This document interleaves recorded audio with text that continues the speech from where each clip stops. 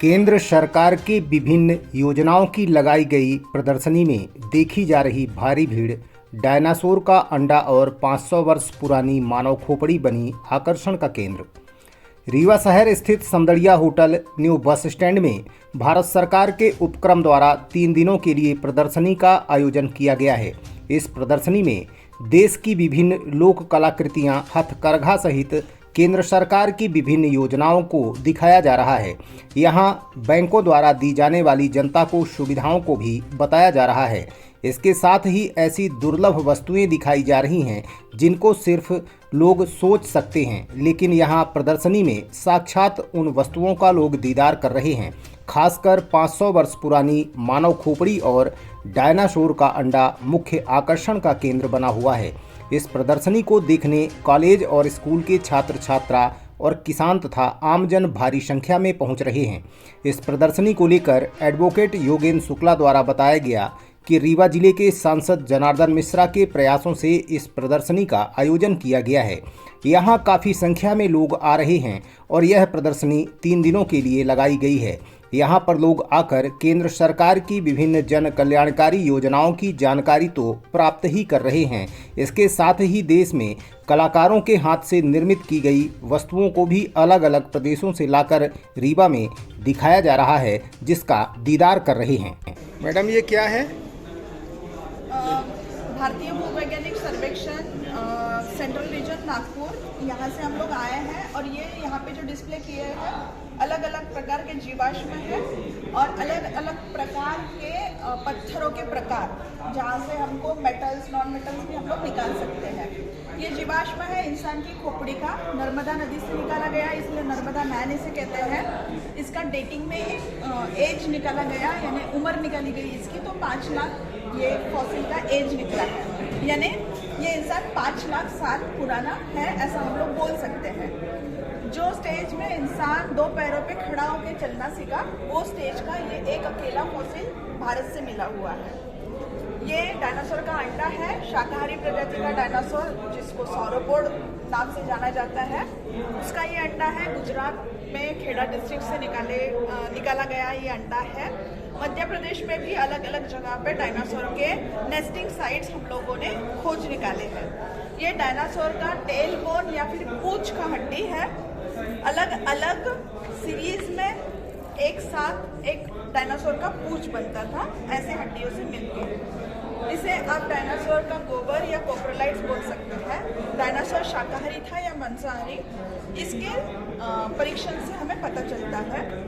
Coral समुद्री प्रवाल Andaman Nicobar islands में इसकी कॉलोनीज के रूप में हमें मिलते हैं, जिसका प्रिजर्वेशन गवर्नमेंट ऑफ इंडिया कर रही है। देन गोंडवाना पीरियड वो पीरियड है जिस काल में धरती के अंदर कोयला बना था, उस काल की वनस्पति की छाप पत्थर के अंदर प्रिजर्व है, जो कि हम लोगों ने खोज निकाली है। ये पेट्रीफाइड वुड यानी लकड़ी वाला पत्थर, ऐसा लकड़ी जो पत्थर में रूपांतरित हो चुका है, पेट्रीफाइड वुड कहते हैं।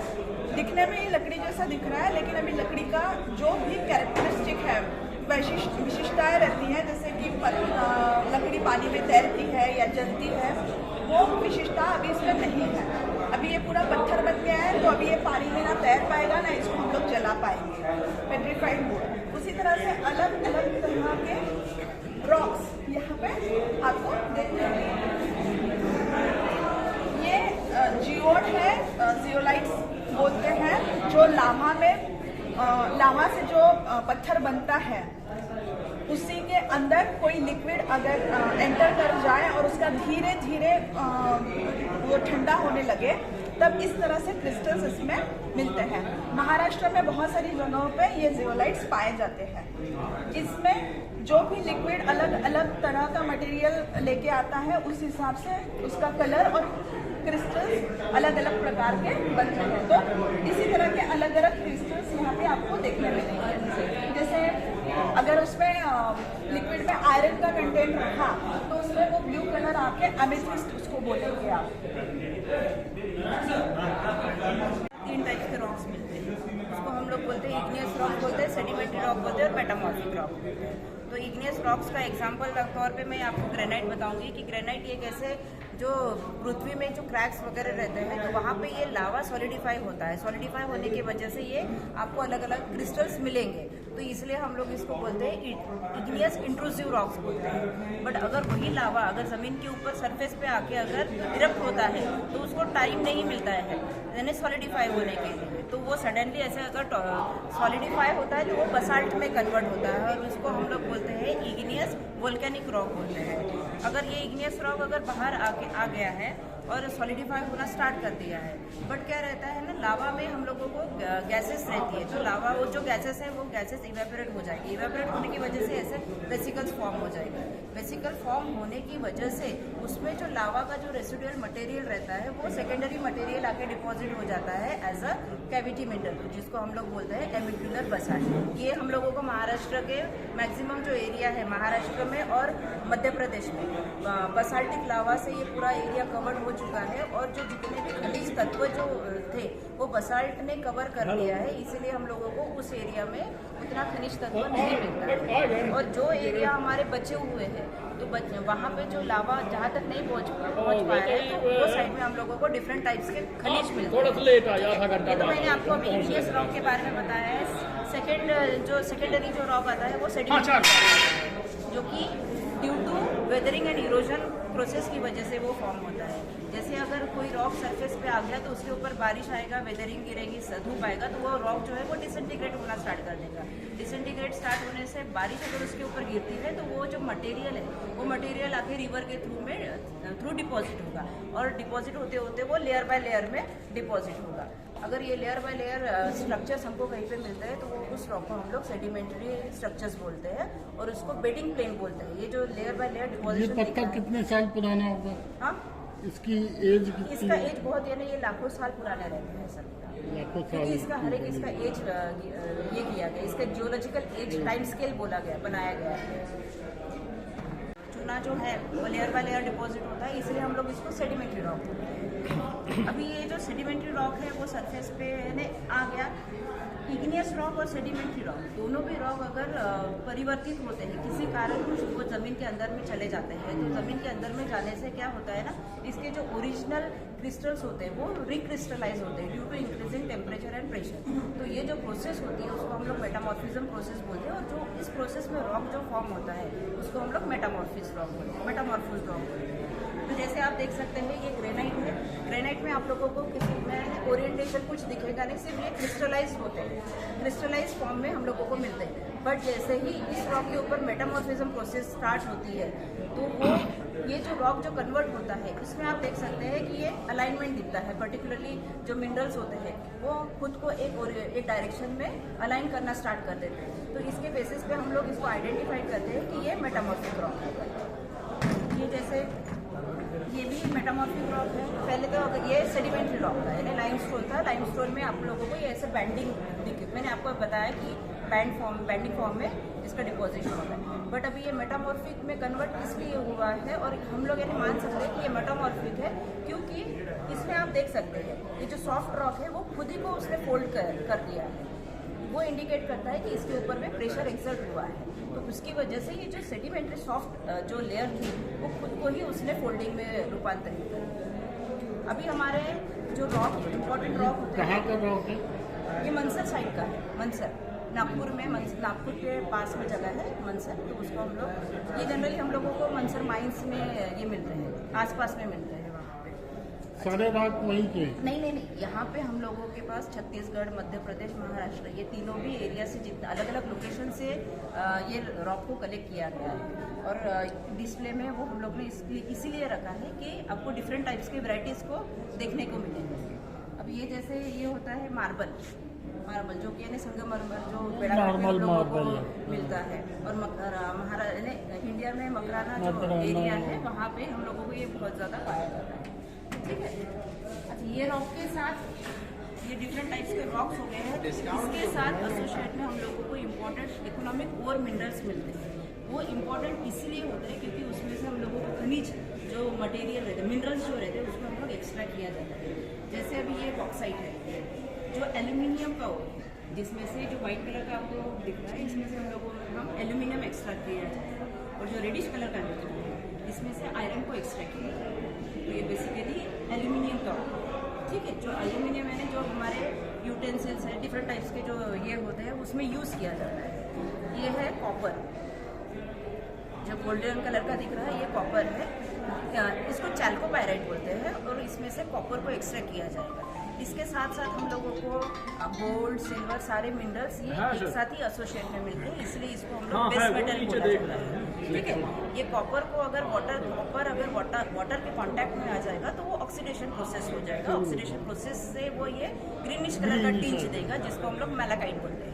तो ये सरफेस में हम लोगों को ऐसा इंडिकेशन देता है। इसके बेसिस पे हमको पता चलता है कि ज़मीन के अंदर में हम लोगों को ये कॉपर का और मिलने के चांसेस हैं। ये मलांज खंड वगैरह, मलांज खंड मध्य प्रदेश में मलांज खंड माइन। ये है लिथियम का ओर, जिसमें से लिथियम, हाँ लिथियम तो आजकल का सबसे ज़्यादा लिथियम जो डिमांड में है ना, क्योंकि अभी ये जो बैटरीज जो है ना, लिथियम की बैटरीज जो स्मार्टफोन्स है, लाइट व्हीकल्स वाले जो है सारे इंस्ट्रूमेंट इसी मटेरियल के ऊपर लिथियम की बैटरी इसको यूज़ किया जाता है। तो अभी तक हमारे इंडिया में इसका ये नहीं मिला था, सोर्स नहीं मिला था, बट अभी जम्मू में GSI यानी जियोलॉजिकल सर्वे ऑफ इंडिया ने इसको फाइंड आउट करके दिया है। और अभी हम लोग चाइना से इसका इंपोर्ट जो पहले करते थे वो अभी थोड़ा कम हुआ है, क्योंकि हमारे पास ही अभी इसका स्रोत ये मिला हुआ है ना। ये है मैंगनीज का वो, इसका ये नेचर फॉर्म में इसी फॉर्म में मिलता है। और इसका डिफरेंट यूजेस हैं, जैसे इलेक्ट्रिकल इंडस्ट्रीज में वगैरह इसको यूज़ किया जाता है। इसका प्रॉपर्टी जो होता है वो रस्ट, जैसे लोहे को रस्ट चढ़ता है ना, तो उससे वो उसको बचाता है। हाँ, तो ये जो आयरन मिला है, आयरन प्लस मैंगनीज दोनों का मिक्सचर करके स्टील बनाया जाता है। तो स्टील बनाने, क्योंकि इसकी प्रॉपर्टी होती है उसको रस्टिंग नहीं होने देता है, तो उसकी वजह से जो स्टील के यूटेंसिल्स वगैरह रहते हैं उसको हम लोग यानी रस्टिंग नहीं होता है उसके ऊपर। ठीक है। मतलब सबसे महंगा पत्थर ये है लिथियम, क्योंकि ये रेयर है, इसको लिथियम रेयर एलिमेंट बोला जाता है, रेयर अर्थ एलिमेंट है ना। ये है ग्रेफाइट जो पेंसिल की नोक जो होती है उसमें यूज़ किया जाएगा। इसके अलग इलेक्ट्रिकल इंडस्ट्रीज में इसके अलग अलग यूजेस हैं, जैसे बैटरीज में वगैरह हम लोगों को ये मिलेगा। ये है जिप्सम की प्रॉपर्टीज़ होती है वो किसी भी चीज़ को बाइंड करती है, तो इसलिए इसको सीमेंट इंडस्ट्रीज में यूज़ किया जाता है, वाटर प्योरिफिकेशन के इसमें यूज़ किया जाता है, प्लास्टर्स बनाने के लिए यूज़ किया जाता है, POP वगैरह जो बनाते हैं उसमें यूज़, क्योंकि इसकी प्रॉपर्टी बाइंडिंग। ये है फ्लोराइड, जो कि फ्लोरीन का ये रहता है, फ्लोराइड। ये जो पर्पल कलर का दिख रहा है ये फ्लोराइड का होता है, फ्लोराइड इससे एक्स्ट्रा किया जाएगा। इसकी प्रॉपर्टी होता है वो डीके से प्रोटेक्ट करता है, इसलिए टूथपेस्ट में अगर इसका कम परसेंटेज में उसको यूज़ करते हैं। बट अगर बॉडी में इसका ज़्यादा परसेंटेज चला गया, बॉडी में अगर हम लोगों ने फ्लोरीन को ज़्यादा कंज्यूम कर लिया तो हमको फ्लोरोसिस नाम का डिजीज होता है। फ्लोरोसिस नाम का डिजीज होता है, क्योंकि ये क्या करता है, जो हमारे बोन्स में कैल्शियम मैग्नीशियम रहते हैं तो फ्लोरीन कैल्शियम को रिप्लेस कर देता है और फ्लोरीन जाके वहाँ पर बैठ जाता है, तो जो बोन्स की स्ट्रेंथ होती है वो कमज़ोर हो जाती है। उसकी वजह से हमारे बोन्स आड़े टेढ़े होते हैं, दांत भी ये होने लगते हैं, टूटने लगते हैं। तो ऐसे डिजीज़ को हम लोग फ्लोरोसिस कहते हैं। ये है कोल, जो ज़मीन के ऊपर रहेगा तो हम लोग इसको इजीली आइडेंटिफाइड कर लेंगे, पर ज़मीन के अंदर में अगर कोल है वो देखना है तो उसके लिए हमको ड्रिलिंग करनी पड़ती है, और ड्रिलिंग से जो सैंपल हम लोग ये करते हैं तो इसलिए इसको कोल का कोर सैंपल बोला गया है। ये है एस्बेस्टॉस, ये जो है ये वाइट कलर का जो दिख रहा है वो एस्बेस्टॉस है। इसकी जो प्रॉपर्टी होती है वो हीट को एब्जॉर्ब करती है, तो इसीलिए जो बड़े बड़े रिएक्टर्स वगैरह होते हैं, थर्मल पावर प्लांट में जो बड़े बड़े चिमनी या रिएक्टर्स होते हैं ना, उसमें इनर कोटिंग में इसका मटेरियल को यूज़ किया जाता है, या फिर एस्बेस्टॉस की शीट्स वगैरह जो बनाते हैं उसमें भी ये मटेरियल को यूज़ किया जाता है। बट अभी ये क्या है, हमारे इंडिया में इसको थोड़ा बैन किया गया है, क्योंकि इस एस्बेस्टॉस की जो माइनिंग होती है ये कार्सिनोजेनिक माना गया है इसको, तो इसीलिए माइनिंग को थोड़ा अभी बैन किया गया है, क्योंकि एस्बेस्टस माइनिंग, क्योंकि ये कैंसर क्रिएट कर रहा है ना, वहाँ पे जो लेबर काम करते हैं वो इनहेल करने की वजह से उनको कैंसर हो रहा है। तो अभी फिलहाल थोड़ा इसके ऊपर रोक दी ये हीट रेजिस्टेंस है। हाँ, हीट रेजिस्टेंस। ये टैल्क है, जो टैल्कम पाउडर वगैरह बनाने के काम में आता है। बेसिकली रॉ मटेरियल यही होता है। इसमें अलग अलग कंपनियां अपने फ्रेगनेंस वगैरह डाल के अलग अलग फॉर्म में फिर इसका नाम दिया जाता है, पर तो बेसिकली रॉक में यही मटेरियल होता है। कैल्शियम का ही है। कैल्शियम, ये बायोटाइट है, यानी इसको हिंदी में अब्रक बोला जाता है।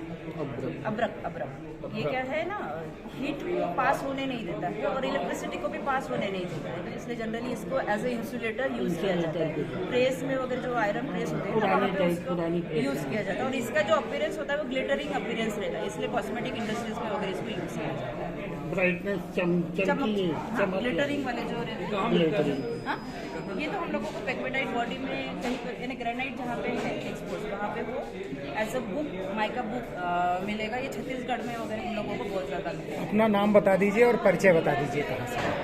मेरा नाम रीना धापोड़कर है, मैं director geological survey of India में डायरेक्टर के रूप में काम करती हूँ, और मैं पार्क एंड म्यूजियम डिवीजन में वहाँ पे अपॉइंट हूँ। पार्क एंड म्यूजियम डिवीजन है हमारा एक जियोलॉजी, मैं पहले से बोलती हूँ, मैं geological survey of India central region Nagpur, नहीं सेंट्रल रीजन नागपुर में काम करते हैं हम लोग। हाँ, सेंट्रल रीजन नागपुर में हमारा रीजनल हेडक्वार्टर है, जो कि कंबाइनली महाराष्ट्र, मध्य प्रदेश और छत्तीसगढ़ ये तीनों रीजन का कंबाइन करके वहाँ पे रीजनल हेडक्वार्टर है। और वहाँ पे हमारा एक है ना पार्क एंड म्यूजियम डिवीजन है। म्यूजियम डिवीजन में हम लोगों ने ये डिस्प्ले के लिए सारे सैंपल्स को ये किया है, कलेक्शन कर लिया है। Thank you. शुक्ला जी, यहाँ ये जो प्रदर्शनी का कार्यक्रम चल रहा है, इसके मायने क्या निकाले जाएं?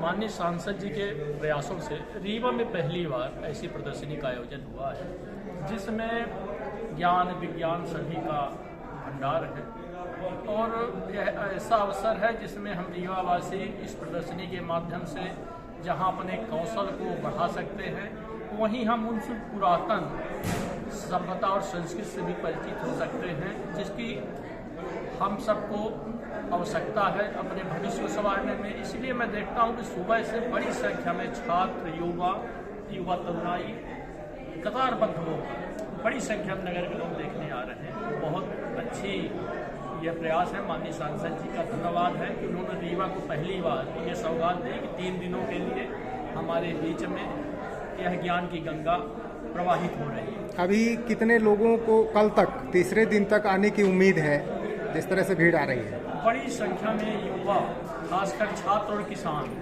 आ रहे हैं।